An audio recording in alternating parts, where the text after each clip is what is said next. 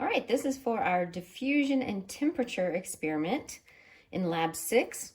And so part of what we would normally do in lab is have you set up a hot water in a beaker. We would do it on a hot plate, but and then you'd have cold water as well.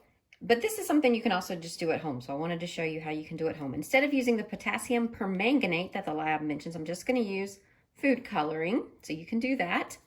You have one that's hot water at about 50 degrees Celsius, about 120 degrees Fahrenheit, and one that's cold water, about 32 degrees. You can get it ice cold and then just take the ice out. You don't want the ice in there when you do that.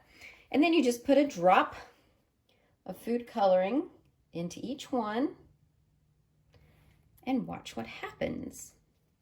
So remember, when diffusion is occurring, the molecules of the water are constantly moving around. They're bouncing around at each other just a little bit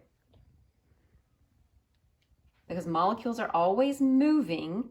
But we can't see the molecules, but we can see the dye. We can see the colored dye particles as it starts to move around. So you can see which one has the molecules moving faster. Heat really is just an indication of the movement of molecules, how fast they're moving. So remember, this is the one that is hot.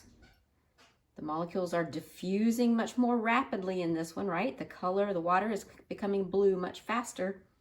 Here in the cold one, molecules are moving slower, and so the blue is staying more concentrated. It's not getting mixed in with the water molecules as quickly. So you can keep watching it for a few more minutes. Now, if we let it sit for a couple of hours, they would both come to equilibrium, where the temperature would slowly come to room temperature in both of them, and all of the molecules would equally disperse around the water. But we're not going to wait quite that long. I think you can start to get the idea that the warmer one has the faster moving molecules that are spreading the dye particles around more quickly than in the cold one. And if you want the other white paper behind it, you can see even better.